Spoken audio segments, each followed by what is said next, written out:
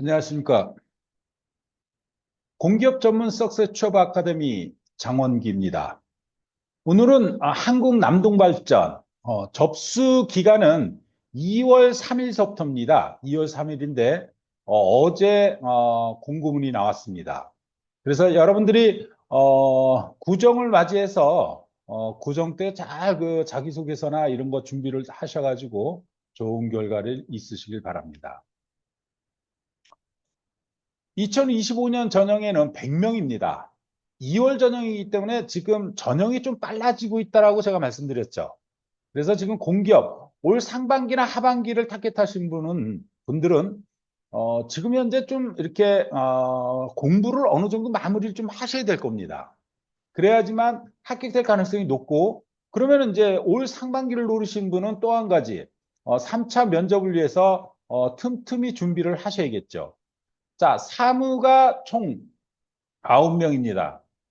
기술직이 9명 빼고 나머지가 다 기술직 계열입니다. 여기에 이제 경력직, 기상 전문가가 2명이 채용한다라는 거. 기상 전문가를 채용하는 건 저도 처음 봤습니다. 처음 봤습니다. 제가 13년 만에 처음 보는 것 같습니다. 뭐 그전에도 봤겠지만 기억이 안 나겠죠. 기억에 안 남아 있다 보니까 처음 본다라고 저는 얘기했을 거라고 봅니다. 자, 기계와 전기는 많이 뽑습니다. 일반 29명, 전기는 32명, 적지 않은 인원입니다. 그래서 전체 화력발전소 5곳이 있는데 이 5곳 중에 한 곳인 남동발전이 100명을 뽑는다. 적지 않은 인원입니다.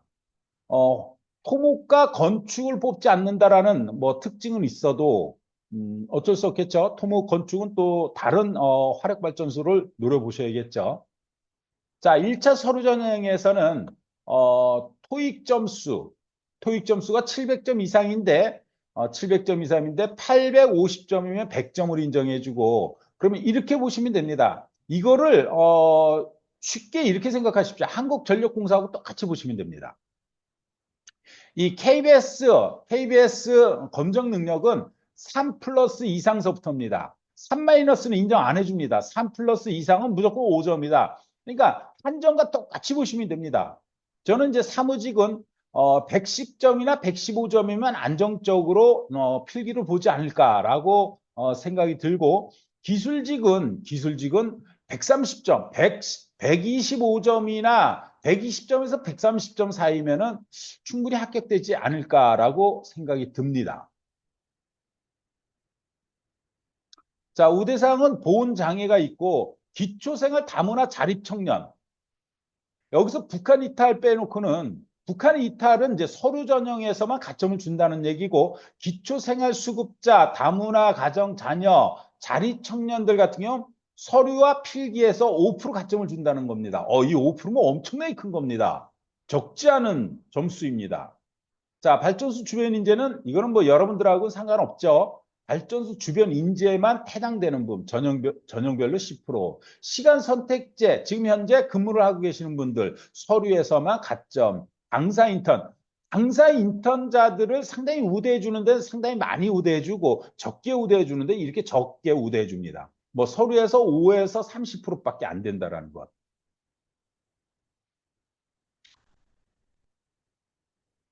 특징 첫 번째입니다. 보훈 장애를 따로 뽑습니다. 보훈 장애.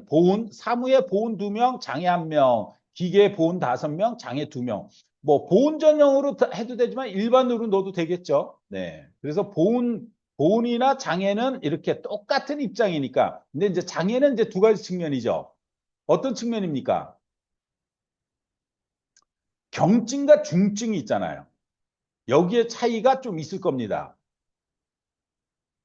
따라서 보온 장애인들은 보통 이제 토익을 보지 않고 자격증도 거의 보지 않는데, 토익 500점은 무조건 있어야 된다는 얘기예요. 500점이 안 되면은 지원 자체가 안 된다, 이렇게 보셔야겠죠. 자, 특징 두 번째는 자기소개서 불성실 기재자 불합격 처리. 자, 이거는 적부 처리를 한다는 얘기니까 좀 잘 알아두시기 바랍니다. 자격증 점수가 된다고 하더라도 자기소개서 불성실 작성으로 인해서 떨어질 수 있다, 이렇게 보시면 됩니다. 좀 그러니까 12월 전형에서 아직도 지금 전형 중에 있을 겁니다. 동서발전과 중부발전 같은 경우는 자기소개서가 어떻게 변했습니까? 2차 필기시험 끝나고 나서 합격자에 한해서 자기소개서를 제출하는 거였죠. 그런데 중부발전 같은 경우는 자기소개서 적부 처리를 또 했습니다. 엄중하죠. 필기를 합격하고 자기소개서에서 불합격 처리가 된다면 정말 억울할 겁니다. 그것만큼 억울한 거 저는 없다고 봅니다. 그만큼 여러분들이 공기업은 전형 하나하나에 진짜 목숨을 바치는 그러한 뭐 목숨을 바치라는 얘기 아닙니다. 그만큼 중요하게 생각해야 된다라고 저는 항상 말씀드리는데 당사자분들은 그렇게 생각 안 하시는 것 같아요. 그러다 보니까는 자기소개서에 떨어지신 분들이 정말 아직도 많이 있다라는 것. 자, 특징 세 번째입니다. 인성검사는 적부 판정입니다. 여기는 뭐 옛날서부터도 적부였습니다. 특징 네 번째. 이전 지역 책목표제. 이전 지역 하면은 남동발전은 어디입니까? 진주에 있죠. 진주. 경상남도와 울산까지 적용됩니다. 그래서 이전 지역 책목표제 30%를 적용하겠다. 적지 않습니다. 기계가 29명, 30명으로 보고요. 30%몇 명입니까? 거의 10명 가까이를 경남과 울산 지역 대학 출신자를 뽑는다라는 겁니다. 전기도 한 10명 넘는 거고요. 엄청난 인원입니다. 이 부분은요. 자, 양성책 목표자가 보통 20% 아니면 요즘에는 좀 많아져가서 30%를 하는데 여기는 15%라는 얘기. 근데 이제 특성이 있어서 그렇습니다. 무슨 얘기냐면은 화력발전소가 좀 이렇게 뭐 이제 여성을 비하하는 거 아닙니다. 여성들이 일하는데 조금 어려움이 있긴 있습니다. 뭐 그렇게 어렵지는 않죠. 사실 어렵다고 하면 어려운 거고 쉽다라고 생각하면 쉽다라고 생각할 수 있는 부분들입니다. 자, 접수기간 잊지 마시고 늦지 마시길 바랍니다. 자, 아주 독특합니다. 과거에는 필기전형에서 전공이 있었습니다. 그런데 사무직은 전공이 없습니다. 사무직은 의사소통 문제해결 자원관리 각 신문항에 정보 능력과 수리 능력 각 신문항 총 50문항 60분. 그리고 기술직은 의사소통 문제해결 자원관리 직업기초 능력 세 파트를 보고 기술 능력에서 자 기술 능력도 있죠. 근데 이 기술 능력이 전공 관련된 문제 25문제가 출제된다라는 겁니다. 그래서 총 30문제와 25문제, 55문제, 60분. 그러니까 관련 부분 기사 수준이다라고 생각하시면 되고 기계는 기계, 전기는 전기, 화학은 화학 이렇게 나온다라고 보시면 됩니다. 뭐 ICT는 ICT고요. 자, 요즘에는 이제 전산이라고 안 부르고 한전이 ICT로 지칭하다 보니까 웬만한 많은 기업들이 한전을 많이 쫓아가죠. 자, ICT는 뭡니까? 전산도 넣을 수 있고 통신도 넣을 수 있죠. 두 개 직렬 다 지원 가능합니다. 그 대신 이제 전공 같은 경우는 통신 쪽에서 조금 더 나오지 않을까 저는 그렇게 예상해 봅니다. 왜 그러냐면 한전이 ICT 계열에서 전산자 합격보다 통신직 합격자가 월등히 많습니다. 거기는 뭐 전산 없어도 한전 KDN이 전산 업무는 다 맡아서 해주기 때문에 전산직이 없어도 상관없습니다. 네. 요즘 뭐 MZ 세대들 컴퓨터 다루는 실력이 월등하기 때문에요. 네. 자, 사무직은 직업 기초 능력만 시험을 봅니다. 절호의 기회죠. 전공을 안 본다라는 것.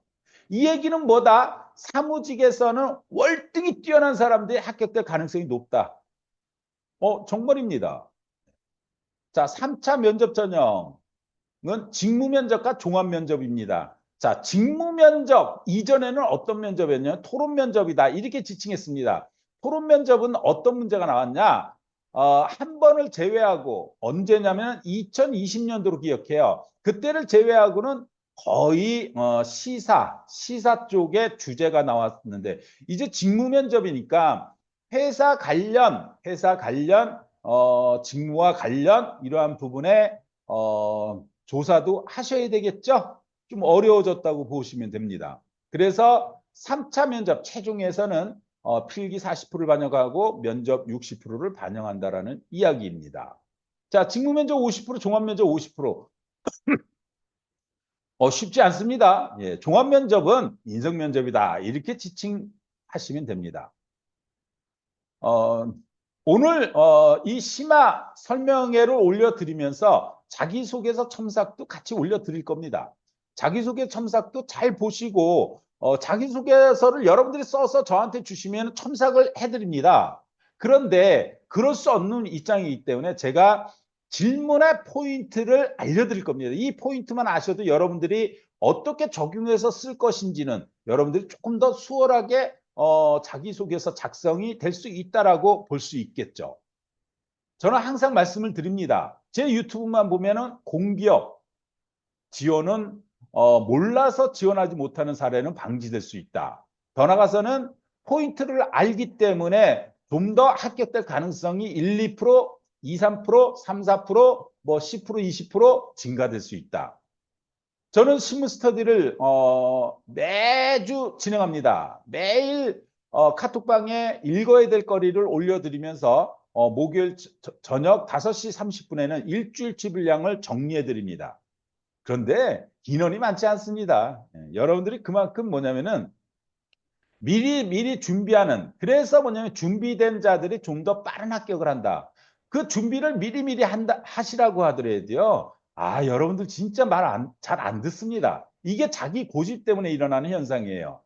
하지만 그 중에서도요, 지혜로우신 분들은 틈틈이 준비하셔가지고 뭐 필기 합격, 그리고 바로 면접에서 합격하시는 분들 정말 많다는 거 잊지 마십시오. 더 나아가서 현직자들이 지금 바글바글하다라는 거, 아마 기술직에서는 여러분들 깜짝깜짝 놀라실 겁니다.